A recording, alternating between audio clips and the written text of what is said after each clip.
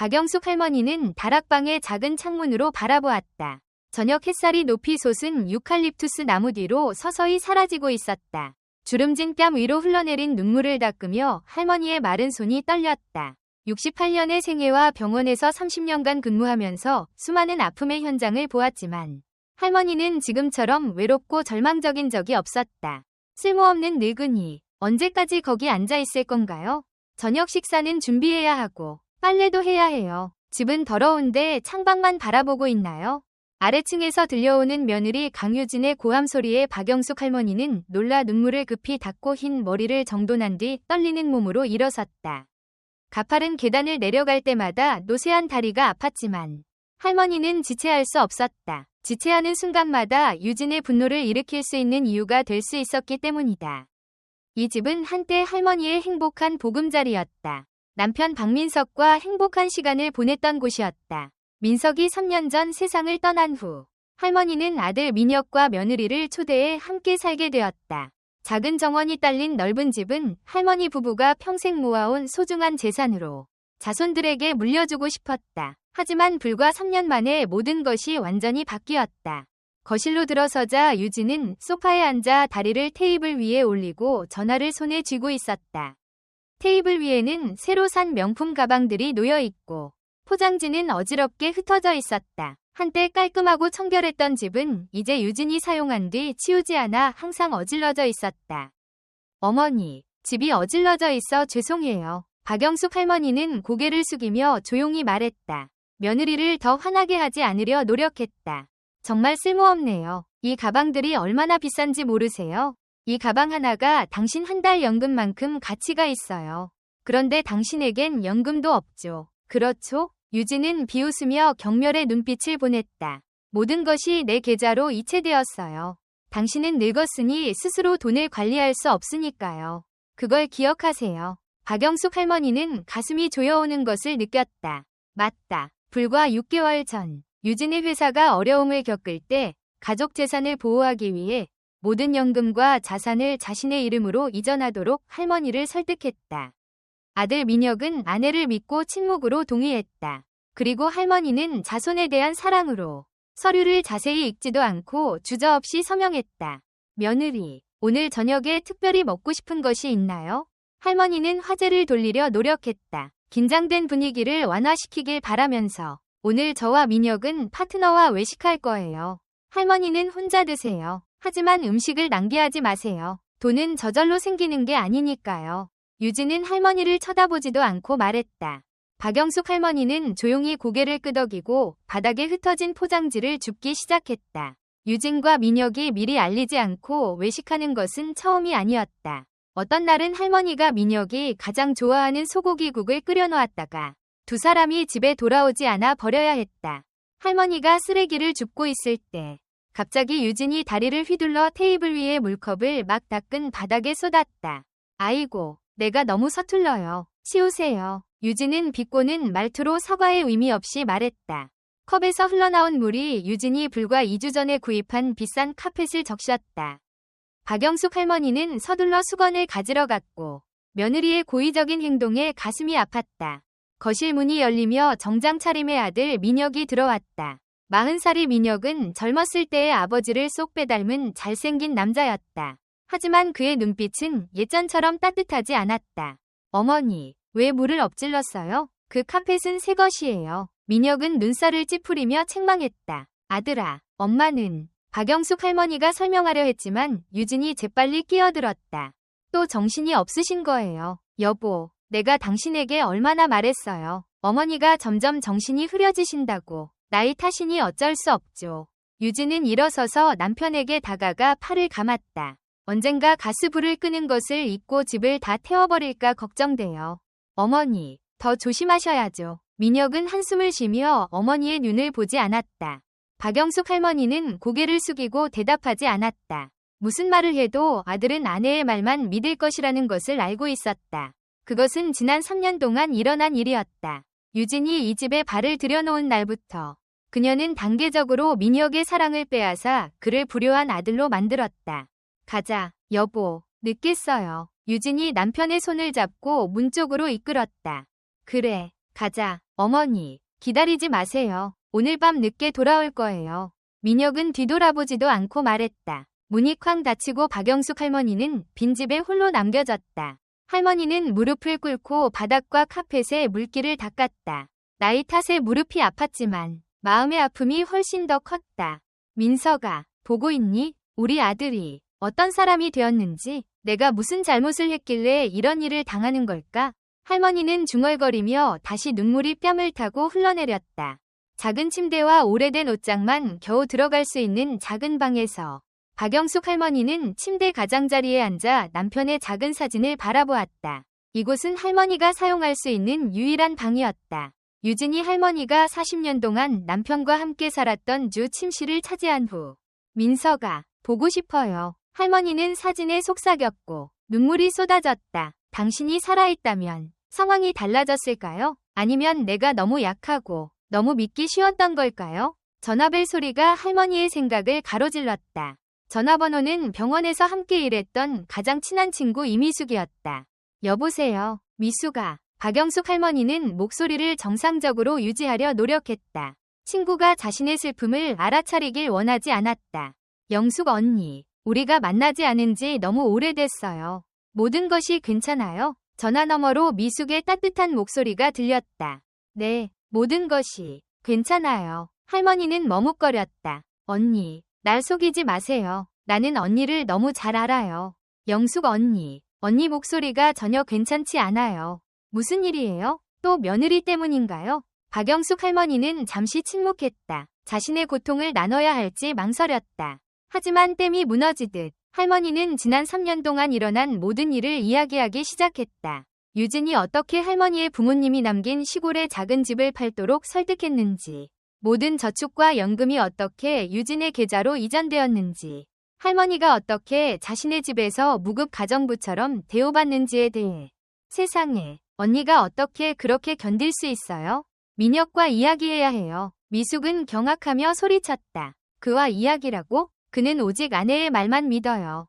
유진은 그에게 내가 건망증이 있고 물건을 자주 깨뜨리고 스스로를 돌볼 수 없다고 말했어요. 그는 다 믿어요. 박영숙 할머니는 쓰라리게 말했다. 그렇다면 언니는 당장 그곳을 떠나야 해요. 나와 함께 살아요. 내 아파트는 작지만 언니를 위한 공간은 충분해요. 안 돼요. 미숙아. 박영숙 할머니는 한숨을 쉬었다. 나는 스스로를 돌볼 돈이 한 푼도 없어요. 모든 것이 유진의 것이 되었어요. 그럼 내가 언니를 도울게요. 우리는 몇 년 동안 친구였나요? 영숙 언니, 고마워요. 하지만 그럴 수 없어요. 어쨌든 민혁은 내 아들이에요. 그를 포기할 수 없어요. 하지만 그는 이미 언니를 포기했잖아요. 안 보여요? 미숙은 거의 소리를 질렀다. 박영숙 할머니는 침묵했다. 어떻게 대답해야 할지 몰랐다. 마음 깊은 곳에서 할머니는 미숙이 옳다는 것을 알고 있었다. 하지만 어떻게 어머니가 자신의 아들을 포기할 수 있을까? 미숙아, 이제 가봐야 해요. 유진과 민혁이 곧 돌아올 거예요.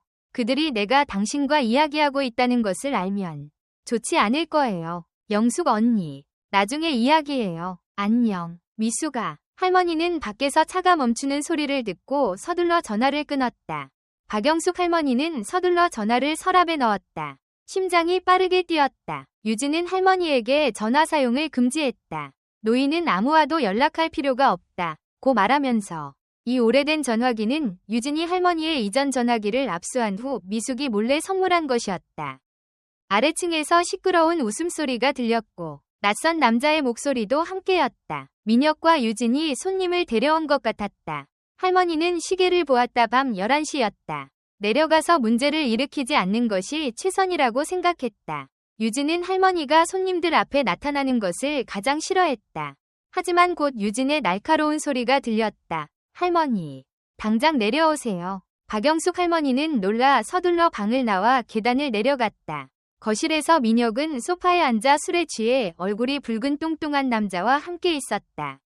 유진은 옆에 서 있었고 얼굴은 분노로 붉어져 있었다. 왜 집을 이렇게 더럽게 두세요? 손님을 데려왔는데 치우지도 않았어요? 유진이 날카롭게 말했다. 박영숙 할머니는 주위를 둘러보았다. 집은 여전히 두 사람이 떠날 때처럼 깨끗했다. 심지어 할머니는 방에 올라가기 전에 바닥을 한 번 더 닦았다.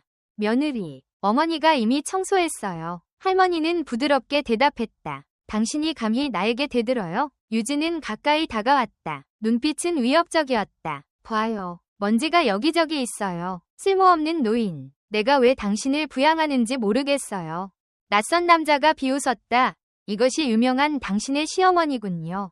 유진 씨, 너무 약해 보이네요. 네, 강 이사님. 제 시어머니예요. 정말 부담이죠. 유진이 조소했다. 늙었는데도 아무것도 도와주지 않고 그냥 앉아서 얹어 살아요. 박영숙 할머니는 그곳에 서서 뺨을 맞은 것 같은 느낌이 들었다. 할머니는 민혁을 바라보며 아들이 자신을 변호해주길 바랐다. 하지만 민혁은 고개를 숙이고 전화기를 만지작거리며 아내의 가혹한 말을 듣지 못한 척했다. 아들, 배고프겠구나. 어머니가 주방에 가서 뭔가 만들어줄게. 박영숙 할머니는 어색한 상황에서 벗어나려고 노력했다. 누가 당신이 요리하는 것을 원해요? 당신 음식은 누가 먹을 수 있겠어요? 우리는 배달 음식을 주문할 거예요. 방으로 올라가세요. 더 이상 우리 앞에 나타나지 마세요. 박영숙 할머니는 고개를 숙이고 조용히 돌아서려 했지만 갑자기 팔을 꽉 잡는 손을 느꼈다. 할머니는 돌아서서 강의사의 붉은 얼굴과 마주쳤다. 잠깐만요. 할머니, 당신과 잠깐 이야기하고 싶어요. 그의 목소리는 술 때문에 불분명했다. 강 이사님, 그녀에게 신경 쓰지 마세요. 유진이 서둘러 말했다. 걱정스러워 보였다. 괜찮아요. 나는 당신의 시어머니가 어떤지 보고 싶을 뿐이에요. 강 이사는 여전히 박영숙 할머니의 팔을 꽉 잡고 있었다. 할머니, 당신의 며느리가 돈을 벌기 위해 무엇을 하고 있는지 알고 계신가요? 박영숙 할머니는 이 남자에게서 나는 강한 술 냄새에 불편함을 느꼈지만 그의 질문에 놀랐다. 내 며느리는 당신의 회사에서 일하고 있지 않나요? 강 이사는 크게 웃었다. 회사? 그녀는 내 회사에서 일한 적이 없어요. 그녀는... 그만. 유진은 거의 소리를 지르며 서둘러 강 이사를 끌어당겼다. 당신은 취했어요. 강 이사님, 제가 물을 가져다 드릴게요. 민혁은 마침내 일어섰다. 얼굴이 창백했다. 이사님, 계약에 대해 이야기해야. 하지만 강 이사는 관심이 없었다. 그는 여전히 이상한 미소로 박영숙 할머니를 뚫어지게 바라보았다. 할머니, 당신은 정말 불쌍해요. 며느리의 진실을 모른 채 살고 있군요. 조용히 하세요. 유진이 소리쳤다. 눈은 분노로 가득 차 있었다. 박영숙 할머니는 심장이 빠르게 뛰는 것을 느꼈다. 뭔가 이상한 일이 일어나고 있었다. 강 이사의 말, 유진의 반응, 모든 것이 너무 비정상적이었다. 어머니, 방으로 올라가세요. 민혁이 갑자기 말했다. 목소리는 긴장되어 있었다. 우리는 강 이사님과 할 이야기가 있어요. 박영숙 할머니는 고개를 끄덕이고 천천히 강 이사의 소나기에서 빠져나와 계단을 올라갔다. 하지만 방으로 들어가는 대신 할머니는 복도에 서서 아래층의 대화를 들었다. 당신 미쳤어요. 강 이사님? 왜 그녀 앞에서 그런 말을 해요? 유진의 목소리는 분노로 가득 찼다. 너무 취했어요. 죄송합니다. 강 이사가 비웃었다. 하지만 유진 씨, 그녀가 진실을 알 자격이 없다고 생각해요? 당신이 그녀를 속여 모든 재산을 팔게 해서 나에게 돈을 주었다는 것을? 당신에게는 회사가 없고 그저 조용히 하세요. 유진은 거의 소리를 질렀다. 당신에게 충분한 돈을 지불했어요. 당신은 그런 말을 할 권리가 없어요. 유진, 무슨 말을 하는 거야? 민혁의 목소리는 혼란스러웠다. 어떻게 어머니를 속여 재산을 팔게 했다는 거야? 어머니가 자발적으로 당신 회사를 도왔다고 했잖아. 조용히 해, 민혁. 당신은 아무것도 이해하지 못해요. 유진이 소리쳤다. 당신 아내 말이 맞아요. 민혁. 강 이사가 비웃었다. 당신은 아무것도 이해하지 못해요. 당신의 아내는 당신을 속였고 당신의 어머니도 나까지도 속였어요. 그녀에게는 회사가 없어요. 그녀는 그저... 강 이사의 말은 깨지는 소리에 끊겼고 뒤이어 유진의 비명이 들렸다. 내 집에서 당장 나가세요. 박영숙 할머니는 떨리며 숨을 크게 쉬지 못했다. 모든 것이 거짓이었다. 유진은 할머니를 속여 모든 재산을 팔게 했고 민혁에게도 어려움을 겪고 있는 회사가 있다고 거짓말했다. 하지만 왜? 그 돈은 어디로 갔을까? 아래층에서의 다툼은 점점 격렬해졌다. 박영숙 할머니는 조용히 방으로 돌아가 문을 닫고 침대 가장자리에 앉았다. 방금 알게 된 정보로 머리가 어지러웠다. 민서가, 내가 어떻게 해야 하지? 할머니는 남편의 사진에 속삭였고 눈물이 뺨을 타고 흘러내렸다. 우리 며느리가 모두를 속였어. 하지만 민혁, 우리 아들, 내가 진실을 말해도 그가 날 믿을까? 박영숙 할머니는 작은 창문으로 별이 가득한 밤하늘을 바라보았다. 3년간의 고통 끝에 처음으로 희망의 빛이 할머니의 마음에 비쳤다. 아마도 할머니가 싸워야 할 때가 왔을 것이다. 단지 자신을 위해서가 아니라 아내에게 속은 민혁을 위해서도. 할머니는 서랍에서 전화기를 꺼내 미숙의 번호를 눌렀다. 미숙아, 당신의 도움이 필요해요. 할머니는 말했다. 목소리는 더 이상 약하지 않았다. 유진에 대한 진실을 알게 된 것 같아요. 그리고 무언가를 해야 할 것 같아요. 그날 밤, 몇 달 만에 처음으로 박영숙 할머니는 평온한 잠을 잤다. 내일은 새로운 날, 새로운 시작이 될 것이다. 그리고 이번에는 할머니는 더 이상 자신의 집에서 쓸모없는 사람처럼 대우받지 않을 것이다. 아침 햇살이 다락방의 작은 창문을 통해 스며들었다. 박영숙 할머니는 평소보다 일찍 일어났다. 어젯밤 강의사의 말이 머릿속에서 맴돌았다. 유진이 모든 것을 속였다는 사실. 그리고 아들 민혁까지도 속여왔다는 것은 그녀의 가슴을 무겁게 누르고 있었다. 마당에서 들려오는 새소리가 예전처럼 기분 좋게 들리지 않았다. 오늘은 무언가 달라져야 했다. 할머니는 서랍에서 낡은 수첩을 꺼내 펼쳤다. 그곳에는 지난 몇 달 동안 몰래 기록해온 메모들이 빼곡했다. 유진이 가져간 돈의 액수, 그녀가 사온 명품 가방과 옷들, 그리고 민혁에게 말한 거짓말들. 오늘은 진실을 찾을 날이야. 할머니는 중얼거렸다. 어젯밤 미숙과의 통화 후 그녀는 결심했다. 더 이상 피해자로 남아있지 않겠다고. 전화기를 꺼내 미숙에게 메시지를 보냈다. 오늘 3시에 만날 수 있어? 중요한 일이 있어. 미숙은 곧바로 답장을 보냈다. 물론이지. 내가 차로 데리러 갈게. 골목 끝에서 기다려. 아래층에서 소리가 들렸다. 할머니는 서둘러 수첩과 전화를 감추고 평소처럼 아침 준비를 위해 내려갔다. 부엌에 들어서자 민혁이 커피를 마시고 있었다. 그의 얼굴은 피곤해 보였고 눈 밑에 다크서클이 깊었다. 어젯밤 분명 많은 생각을 한 모양이었다. 어머니, 안녕하세요. 민혁이 말했다. 그의 목소리에는 평소와 다른 무언가가 있었다. 어쩌면 부드러움, 아니면 죄책감일지도 모른다. 아들, 좋은 아침이구나. 아침은 먹었니? 할머니는 평소처럼 행동하려 노력했다. 아니요, 아직이요. 하지만 괜찮아요. 어머니가 쉬세요. 제가 그냥 회사에 가서 먹을게요. 민혁이 말했다. 무슨 소리야. 내 아들이 배고픈데 어떻게 그냥 보낼 수 있겠니? 금방 김치찌개 끓여줄게. 할머니는 냉장고를 열었다. 민혁은 잠시 침묵했다가 조용히 물었다. 어머니, 행복하세요? 할머니의 손이 멈췄다. 지난 3년 동안 아들이 그녀의 행복에 관심을 가진 적은 없었다. 그녀는 천천히 뒤돌아 아들을 바라보았다. 네가 왜 그런 질문을 하니? 그냥 궁금해서요. 민혁은 커피잔을 들여다보며 대답했다. 할머니는 한숨을 쉬었다. 정직하게 대답하고 싶었지만 아직은 때가 아니었다. 행복이라. 엄마는 네가 잘 되는 것만 봐도 행복하단다. 민혁의 눈에 슬픔이 서렸다. 어젯밤에 강의사가 한 말 생각해봤어요. 유진이 정말 어머니에게 모든 것을 속인 건가요?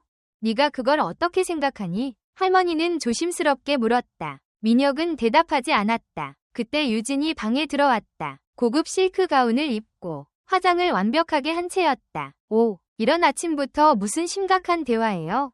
그녀의 목소리는 가볍게 들렸지만 눈빛은 날카로웠다. 아무것도 아니에요. 민혁이 서둘러 일어났다. 나 회사에 가야 해. 벌써요? 아침도 안 먹고? 유진이 물었다. 중요한 회의가 있어. 민혁은 현관으로 향했다. 할머니는 유진과 둘만 남게 되었다. 유진은 할머니를 무시한 채 냉장고에서 과일을 꺼내 식탁에 앉았다. 오늘 친구들과 쇼핑 갈 거예요. 집안 청소 다 해놓으세요. 그리고 저녁에는 손님이 올 거니까 제대로 된 음식 준비해요.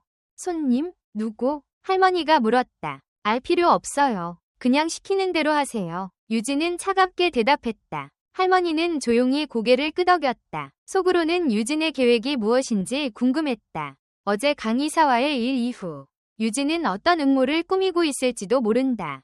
유진이 집을 나간 후 할머니는 서둘러 청소를 마치고 3시가 되기 전에 준비를 마쳤다.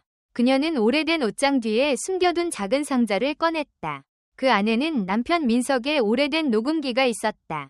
아직 작동하는지 확인한 후 할머니는 조심스럽게 가방에 넣었다. 그리고 유진의 방으로 향했다. 유진의 방은 언제나 잠겨 있었지만 할머니는 오래전에 복사한 열쇠를 가지고 있었다. 방 안으로 들어서자 눈에 들어온 것은 사치품들이었다. 명품 가방, 보석함, 고급 위류들. 할머니는 서랍장으로 다가가 조심스럽게 열었다. 그곳에는 은행 명세서와 다양한 서류들이 있었다.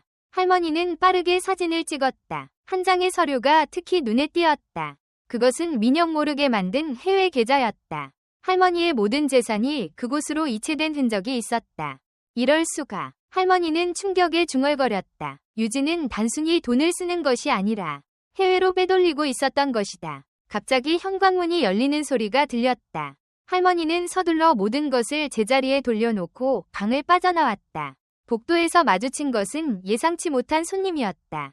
강 이사였다. 아, 할머니. 그가 놀란 듯 말했다. 유진이 어디 있나요? 쇼핑 갔어요. 할머니가 대답했다. 왜 오셨어요? 강 이사는 주위를 둘러본 후 목소리를 낮췄다. 어젯밤 일로 사과하러 왔어요. 술에 취해서 말실수를 했죠. 사과할 필요 없어요. 오히려 고마워요. 할머니가 말했다. 진실을 알게 해주셔서. 강 이사의 표정이 변했다. 할머니, 조심하세요. 유진은 위험한 여자예요. 그녀는. 그때 할머니의 전화가 울렸다. 미숙이었다. 이제 나가봐야 해요. 할머니가 말했다. 어디 가세요? 강 이사가 물었다. 친구 만나러요. 할머니는 단호히 대답했다. 그리고 이사님, 오늘 저녁에 여기 오지 마세요. 위험할 거예요. 강 이사는 혼란스러운 표정으로 할머니를 바라보았다. 무슨 말씀이신지 나중에 알게 될 거예요. 지금은 그냥 여기서 나가주세요. 할머니는 현관문을 가리켰다. 강 이사는 머뭇거리다가 결국 집을 나갔다. 할머니는 서둘러 필요한 물건들을 챙겨 골목 끝으로 향했다. 미숙의 차가 이미 그곳에 대기하고 있었다. 영숙 언니. 미숙이 반갑게 할머니를 맞이했다. 계획대로 진행하는 거죠? 그래. 할머니는 고개를 끄덕였다. 이제 더 이상 피해자로 살지 않을 거야. 두 사람은 변호사 사무실로 향했다. 그곳에서 할머니는 모든 증거를 보여주었다. 은행 명세서, 위조된 서명, 녹음된 대화들. 변호사는 심각한 표정으로 자료를 검토했다. 재산 횡령과 사기죄로 충분히 고소할 수 있습니다. 변호사가 말했다. 하지만 정말 그렇게 하실 건가요? 아드님과의 관계도 고려하셔야. 내 아들은 진실을 알아야 해요. 할머니의 목소리는 단호했다. 그리고 유진은 대가를 치러야 합니다. 사무실을 나오던 중 할머니는 전화를 받았다. 민혁이었다. 어머니, 어디 계세요? 집에 와보니 안 계시던데. 아들아, 나 중요한 일이 있어서 나왔어. 할머니가 대답했다. 무슨 일이세요? 민혁의 목소리가 걱정스럽게 들렸다. 오늘 저녁에 모든 걸 알게 될 거야. 할머니는 말했다. 그냥 집에서 기다리렴. 그리고 아들아, 무슨 일이 있어도 엄마를 믿어주겠니? 선이 잠시 조용해졌다. 네, 어머니, 믿을게요. 통화를 마친 할머니는 깊은 숨을 내쉬었다. 오늘 저녁 모든 것이 바뀔 것이다. 그녀는 미숙의 손을 꼭 잡았다. 고마워, 미숙아. 네가 없었다면 이렇게 용기를 내지 못했을 거야. 언니가 행복해야 나도 행복한 거야. 미숙이 따뜻하게 미소 지었다. 자, 이제 마지막 준비를 하러 가볼까? 두 사람은 경찰서로 향했다. 할머니가 모든 증거를 제출하고 진술하는 동안 미숙은 옆에서 손을 잡아주었다. 경찰은 사건의 심각성을 인지하고 즉시 행동에 나섰다.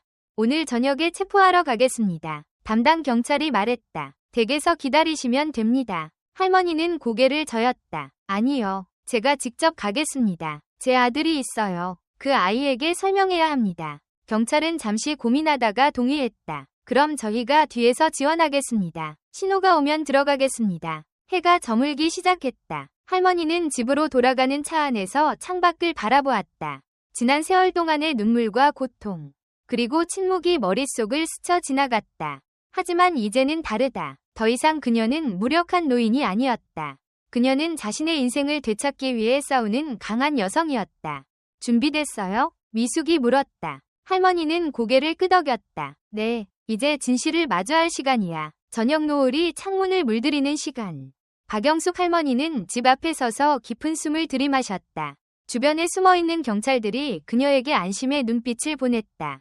걱정 마세요, 할머니. 저희가 항상 지켜보고 있을 겁니다. 담당 경찰이 작은 소리로 말했다. 할머니는 고개를 끄덕였다. 집안에서는 이미 유진의 목소리와 웃음소리가 들려왔다. 오랜만에 들려오는 민혁의 웃음소리도 섞여 있었다. 할머니는 가슴이 아팠다. 그 웃음소리가 곧 사라질 것을 알기 때문이었다. 하지만 진실은 언젠가는 드러나야만 했다. 현관문을 열고 들어서자 거실에서는 유진이 화려한 저녁 식사를 차려놓고 민혁과 함께 앉아 있었다. 그들 옆에는 낯선 중년 남성이 한 명 더 있었다. 어머니, 드디어 오셨네요. 어디 계셨어요? 민혁이 물었다. 그의 눈에는 어제와는 다른 빛이 있었다. 마치 무언가를 깨달은 듯한 표정이었다. 미숙이랑 함께 있었단다. 할머니는 조용히 대답했다. 유진은 할머니를 보자 표정이 굳어졌다. 왜 이렇게 늦으셨어요? 저녁 준비는요? 그녀의 목소리에는 평소와 같은 날카로움이 있었지만 어딘가 불안해 보이는 기색도 있었다. 유진 씨. 할머니는 처음으로 며느리의 이름을 직접 불렀다. 오늘은 내가 특별한 저녁을 준비했어. 할머니는 가방에서 서류 뭉치를 꺼냈다. 유진의 얼굴이 창백해졌다. 무슨 말씀이세요? 할머니는 식탁 앞으로 걸어가 서류들을 탁자 위에 펼쳤다. 그것은 유진이 해외 계좌로 돈을 빼돌린 증거와 할머니의 서명을 위조한 서류들이었다. 이게 다 뭐예요? 민혁이 혼란스러운 표정으로 물었다. 진실이란다. 아들아. 할머니가 대답했다. 낯선 남성이 자리에서 일어나려 했지만 할머니가 손을 들어 제지했다. 김 변호사님, 가시면 안 됩니다. 당신도 이 일에 연루되어 있으니까요. 그 순간 유진이 벌떡 일어났다. 이 미친 노파야. 무슨 소리를 하는 거야? 그녀는 서류를 집어던지려 했지만 민혁이 그녀의 손목을 붙잡았다. 유진, 진정해. 어머니 말씀을 들어보자. 유진은 격분에 소리쳤다. 뭘 들어? 이 늙은이가 헛소리하는 걸? 당신은 누구 편이야? 민혁의 목소리는 차분했지만 단호했다. 나는 진실의 편이야. 그의 시선이 할머니와 마주쳤다. 할머니는 그 눈빛에서 희망을 보았다. 아들은 이미 뭔가를 알고 있었던 것이다. 어젯밤 이후로 의심이 들어서 조사를 좀 했어요. 강의사에게 연락해서 물어봤지. 민혁이 말했다. 그가 모든 걸 털어놨어. 어떻게 유진이 그를 꼬드겨 나와 어머니를 속였는지. 유진의 얼굴이 일그러졌다. 그 자식이 감히. 갑자기 유진은 가방을 움켜쥐고 문으로 달려갔다. 하지만 현관문이 열리자 거기에는 경찰들이 서 있었다. 강유진 씨, 당신을 사기와 재산 횡령 혐의로 체포합니다. 경찰이 말했다. 유진은 비명을 지르며 발버둥 쳤지만 곧 수갑이 채워졌다. 이런 일이 있을 줄 알았어요. 그래서 김 변호사까지 불러서 증인으로 세우려 했던 거죠. 민혁이 쓰게 웃으며 말했다. 김 변호사는 고개를 숙였다. 민혁 씨, 저는 단지 유진 씨의 지시에 따랐을 뿐입니다. 하지만 이제 모든 것을 법정에서 증언하겠습니다. 경찰들이 유진과 김 변호사를 데리고 나간 후 집안은 갑자기 조용해졌다. 민혁은 소파에 털썩 주저앉았다. 어머니, 정말 죄송합니다. 제가 너무 눈이 멀어 있었어요. 할머니는 천천히 아들 옆에 앉았다. 아들아, 엄마도 미안해. 네가 행복하길 바라는 마음에 진작 말하지 못했어. 민혁은 할머니의 손을 잡았다. 그의 손이 떨리고 있었다. 어떻게 제가 이런 어리석은 짓을 할 수 있었죠? 어머니가 얼마나 고통받으셨을지. 할머니는 아들의 손을 꼭 쥐었다. 이제 다 지나갔다. 우리는 다시 시작할 수 있어. 그날 밤, 할머니는 오랜만에 주 침실로 돌아왔다. 민혁의 도움으로 짐을 옮기며 그녀는 민석과 함께했던 시간들을 떠올렸다. 민석아, 내가 결국 해냈어요. 당신이 자랑스러워할까요? 그녀는 남편의 사진을 바라보며 속삭였다. 침대에 누워 천장을 바라보는데 노크 소리가 들렸다. 어머니, 들어가도 될까요? 민혁이 문 밖에서 물었다. 그럼, 들어오렴. 할머니가 대답했다. 민혁은 손에 뭔가를 들고 들어왔다. 그것은 오래된 앨범이었다. 이거 기억나세요? 아버지와 어머니가 저에게 만들어주신 첫 앨범이에요. 두 사람은 함께 앨범을 펼쳤다.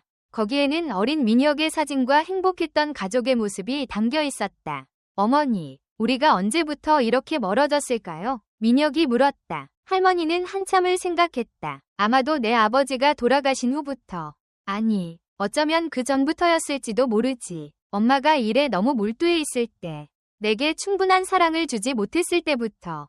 민혁은 고개를 저었다. 아닙니다. 어머니는 항상 최선을 다하셨어요. 제가 너무 이기적이었죠. 유진을 만나고 그녀의 말만 믿었어요. 할머니는 아들의 어깨를 감쌌다. 우리 모두 실수를 했어. 하지만 이제 다시 시작할 수 있잖니.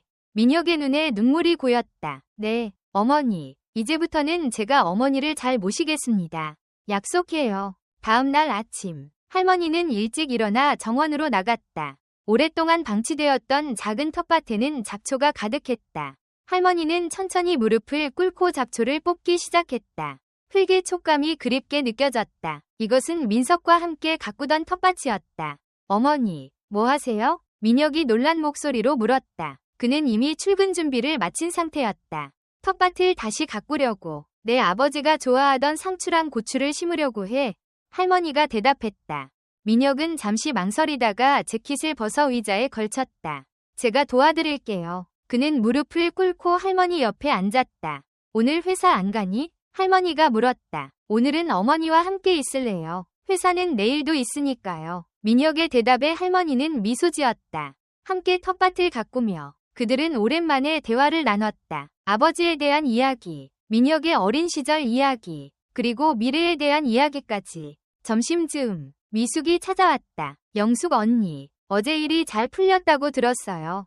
그녀는 반가운 목소리로 외쳤다. 할머니는 흙 묻은 손을 털며 일어났다. 미숙아, 덕분이야. 네가 없었으면 이런 용기도 못 냈을 거야. 세 사람은 함께 점심을 먹으며 이야기를 나눴다. 미숙은 민혁에게 할머니의 젊은 시절 이야기를 들려주었다. 병원에서 얼마나 헌신적으로 일했는지, 환자들에게 얼마나 친절했는지. 민혁은 처음 듣는 어머니의 이야기에 감동했다. 오후에는 경찰서에서 연락이 왔다. 유진의 해외 계좌에서 대부분의 돈을 되찾을 수 있을 것 같다는 소식이었다. 다행이네요, 어머니. 민혁이 안도의 한숨을 내쉬었다. 할머니는 고개를 저었다. 돈보다 더 중요한 건 우리가 다시 가족이 되었다는 거야. 아들아. 그녀의 말에 민혁은 눈시울을 붉혔다. 네, 어머니. 정말 그래요. 저녁이 되자 할머니는 오랜만에 손수 전통 음식을 준비했다. 된장찌개와 오이김치, 그리고 민혁이 어릴 때 좋아하던 간장게장까지. 민혁은 어린아이처럼 기뻐하며 음식을 맛있게 먹었다. 어머니 음식이 최고예요. 이걸 그동안 먹지 못하다니. 할머니는 행복한 미소를 지었다. 식사 후 두 사람은 거실에 앉아 차를 마셨다. 어머니, 이제 어떻게 하실 생각이세요? 민혁이 물었다. 할머니는 잠시 생각에 잠겼다. 아직 정확히는 모르겠다. 하지만 분명한 건 더 이상 과거에 묶여있지 않을 거라는 거야. 그녀의 눈에는 새로운 빛이 있었다. 어쩌면 다시 병원에서 봉사활동을 할 수도 있겠지. 그리고 그녀는 잠시 멈추었다가 웃으며 말을 이었다. 내 아버지와 내가 못 이룬 꿈이 하나 있어. 제주도 여행. 언젠가 너와 함께 가고 싶구나. 민혁의 얼굴에 미소가 번졌다. 좋아요, 어머니. 다음 달에 휴가를 내서 함께 가요. 아버지를 위한 여행으로요. 할머니는 따뜻한 눈으로 아들을 바라보았다. 이 순간 그녀는 진정한 행복을 느꼈다. 모든 고통과 슬픔을 이겨내고 마침내 찾아온 평화. 밖에서는 봄비가 조용히 내리기 시작했다. 새로운 시작을 알리는 봄비였다. 할머니는 창밖을 바라보며 생각했다. 민석아, 이제 우리 아들과 함께 새로운 시작을 하려고 해요. 그동안 많이 힘들었지만 이제는 괜찮아요. 우리 가족이 다시 하나가 되었으니까요.